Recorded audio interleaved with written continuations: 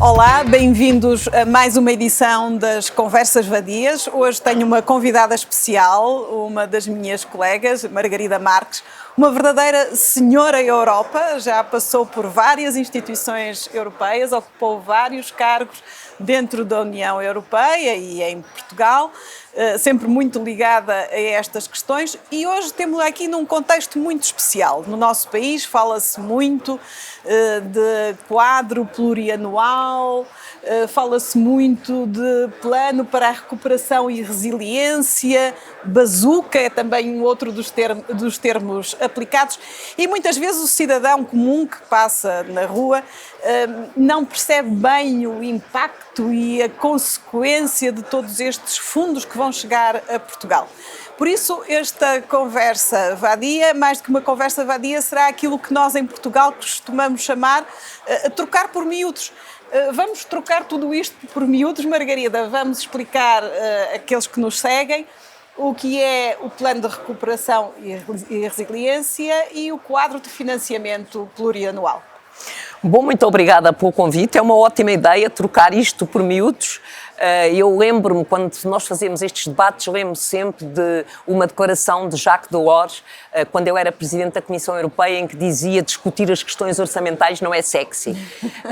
Mas, de facto, quando nós discutimos o quadro financeiro plurianual, que nós chamamos o PT 2030, ou quando discutimos o PRR, ou a bazuca, o Plano de Recuperação e Resiliência, estamos a discutir financiamento, mas também estamos a discutir objetivos políticos.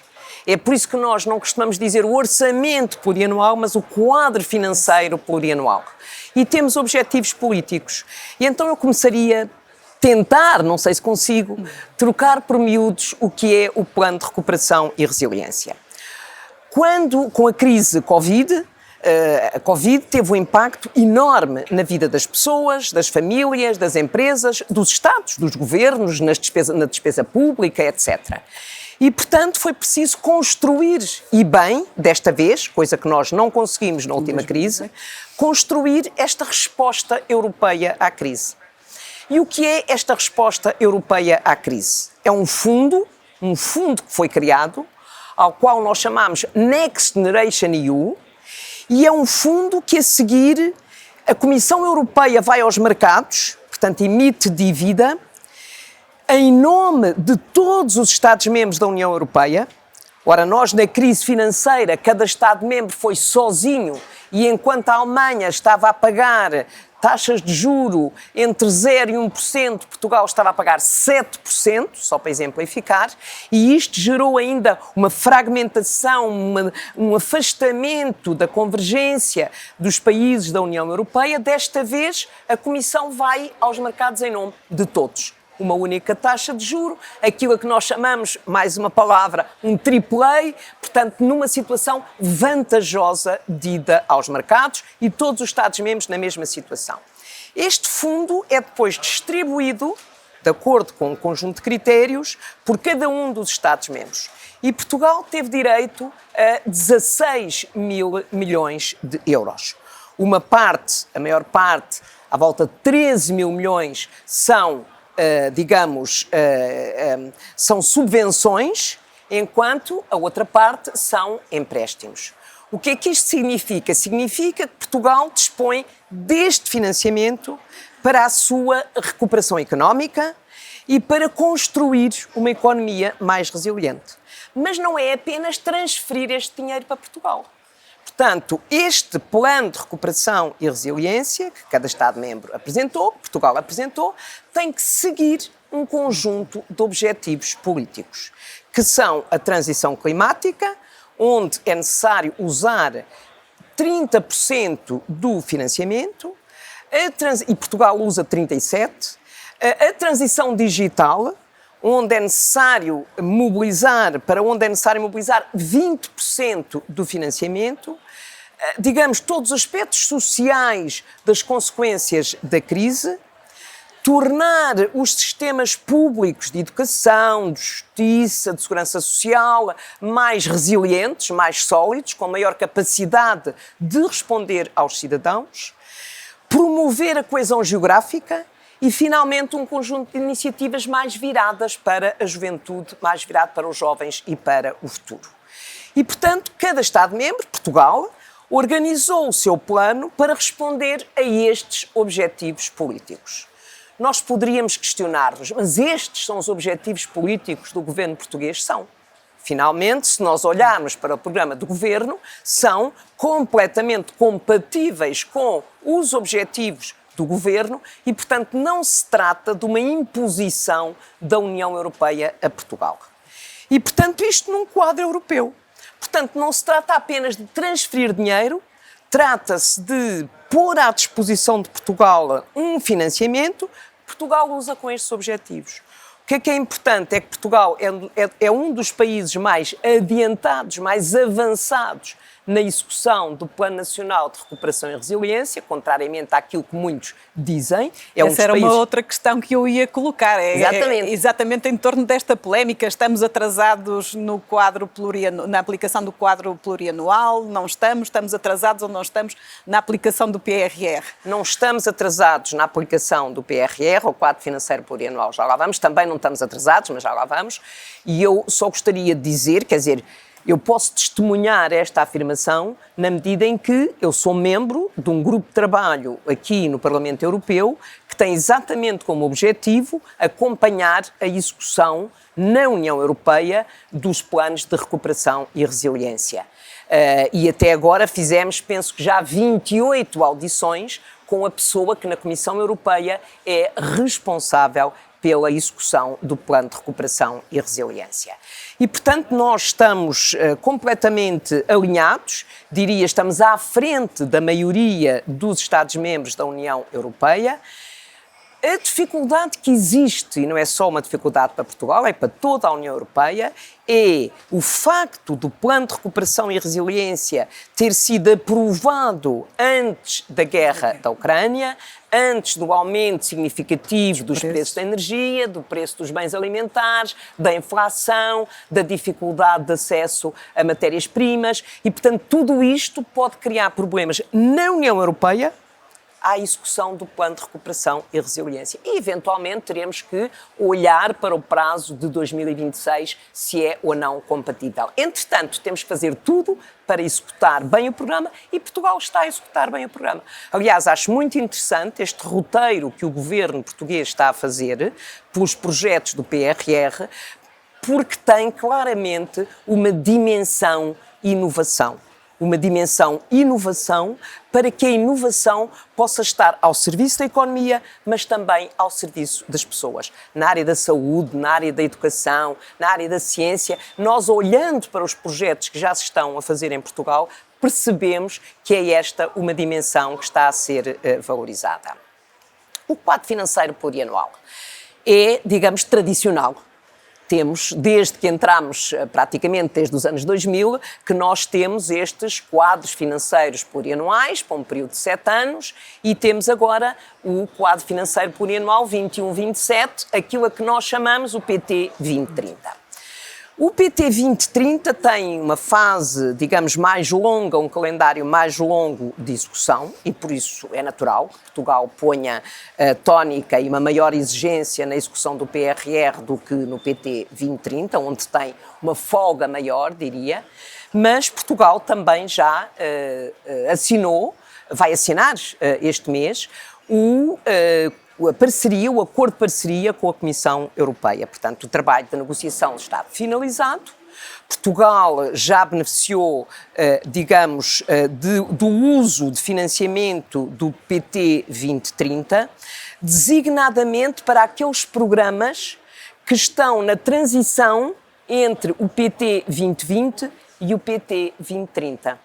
Entre aquilo que são compromissos do período orçamental de 7 anos anterior, designadamente na área da formação profissional, na área das bolsas, na área da ciência e da investigação. Portanto, programas que têm uma continuidade, que não podem ser interrompidos, que não pode chegar ao dia 31 de dezembro de 2020 e interrompes até ter um novo programa. Portanto, há aqui uma continuidade e Portugal conseguiu negociar isso com a Comissão Europeia e, portanto, a execução está, digamos, exatamente ao mesmo nível da média da União Europeia. E aqui há uma tónica muito grande na coesão geográfica, na medida em que tem os programas regionais, e há, eu diria, uma conjugação entre objetivos de natureza territorial, da coesão geográfica, e de natureza setorial, no sentido da valorização das pessoas, na área da energia, tem um conjunto de projetos e de dimensão política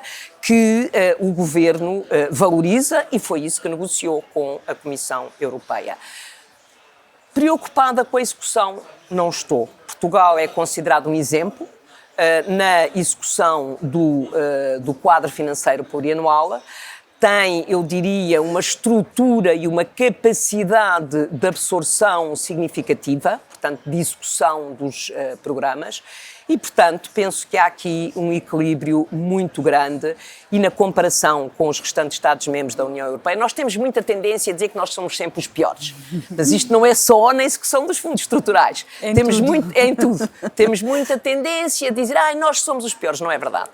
Não é verdade, tenho uma informação significativa do que se passa noutros países, dadas as minhas responsabilidades aqui no Parlamento e as áreas a que me tenho dedicado, e de facto Portugal está bem colocado no que diz respeito à execução de um e do outro. Margarida, diz-se que nunca chegou tanto dinheiro a Portugal como aquele dinheiro que vai chegar agora com esta multiplicação de PRR e quadro financeiro plurianual. Podes dar uma visão daquilo que Portugal vai receber ao abrigo de cada uma destas medidas? Sim, mas é preciso nós percebermos, isso é verdade, que nunca tivemos este apoio da União Europeia e acho que isso é muito importante. É os portugueses perceberem, nós percebermos que a União Europeia apoia os governos, apoia as famílias, apoia as empresas, apoia o investimento, apoia os cidadãos. Eu acho que é muito importante a gente perceber isso. Portugal tem neste momento, para todo este período orçamental, tem cerca de 60 mil milhões de euros. Mas também sofreu significativamente com a crise Covid. Por um lado, portanto, para compensar a recuperação económica e, ao mesmo tempo, não é para fazer mais do mesmo, é para fazer diferente. É para fazer a transição climática, é para fazer a transição digital, é para fazer uma e outra, assegurando a coesão social e a coesão regional e, portanto, os desafios são muitos.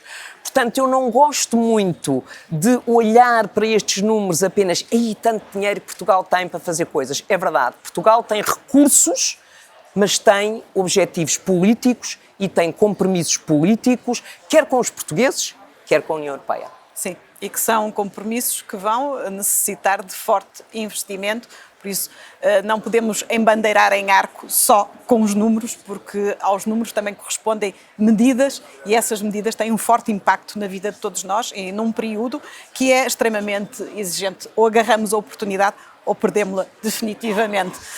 Margarida, um outro tema de debate em torno destas questões tem a ver com a política de alargamento. E, recentemente foi até convocado um Conselho de Estado para discutir a política de alargamento da União Europeia e os impactos que tem ao nível institucional e ao nível orçamental. Nas minhas intervenções costumo dizer que não são só os países que pretendem aderir à União Europeia que necessitam de fazer reformas, a própria União Europeia também tem que fazer um trabalho de casa para que depois não resultem frustrações e enganos de parte a parte.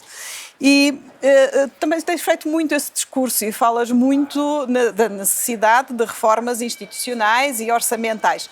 Queres também trocar isto rapidamente por miúdos? Bom, tentar trocar por miúdos. Evidentemente, a questão do alargamento, eu diria que é uma questão que estava congelada há muitos anos. Sim. Porque havia Estados-membros que claramente, particularmente a França, que diziam claramente que eram contra novos alargamentos.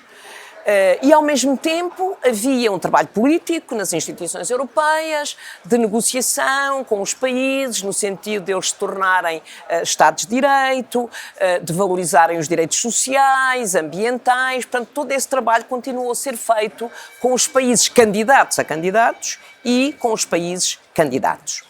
Isso é importante que esse trabalho tenha sido feito, porque isso também reforçou o Estado de Direito e os direitos sociais e ambientais nesses países, e isso é um resultado positivo. Sim, marcante. Mas tu disseste uma coisa que é muito importante, que é a diferença entre a expectativa e o resultado. E, portanto, isto é algo que nós temos que respeitar, porque nós não podemos criar expectativa nos cidadãos desses países e depois irmos atrasando decisões. Quando os Estados-membros já estão em condições de aderir, continuamos a atrasar essa decisão. A guerra na Ucrânia veio repor essa questão em cima da mesa. Porque até a guerra na Ucrânia, até se começar a falar na hipótese da Ucrânia se tornar Estado-membro da União Europeia, efetivamente a questão do alargamento estava bastante congelada. Agora, uma coisa é certa, a Ucrânia, a Moldávia são hoje também candidatos a Estados-membros da União, a tornarem-se Estados-membros da União Europeia. Mas para isso também têm que fazer o seu caminho. Ou seja, os valores europeus são os valores europeus. E quem entra para o clube tem que respeitar os valores do clube. E isso é muito importante e é de uma enorme exigência para todos os países, para todos os povos. Mas tu colocaste outra questão. A União Europeia está preparada do ponto de vista institucional para receber estes países e do ponto de vista orçamental? Eu diria, isso não pode ser desculpa. As mudanças, as reformas institucionais e as reformas orçamentais não podem ser desculpa. Evidentemente, nós precisamos sempre ter formas mais ágeis para tomar decisões políticas e precisamos ter recursos adicionais para financiar esses países que já financiamos. Com as chamadas ajudas de pré-adesão, como Portugal beneficiou antes de 86, a partir do momento em que se tornou candidato. Isso não é uma desculpa, mas, evidentemente, nós ganharíamos com reformas institucionais, designadamente que facilitem os processos de decisão e, evidentemente, o orçamento da União Europeia tem que ter outra dimensão. Eu costumo dizer que o orçamento da União Europeia é o medidor da ambição política da União Europeia. E foi mais uma conversa vadia, hoje trocando muitas questões importantes dentro do funcionamento da União Europeia por miúdos e fazendo com que todos possam entender aquilo que nós muitas vezes falamos usando acrónimos e termos tão complicados que para nós são para o nosso dia-a-dia, é o dia-a-dia, mas que para os cidadãos comuns não são por vezes entendíveis. Foi uma outra forma de abordarmos a Europa e o mundo. Até à próxima!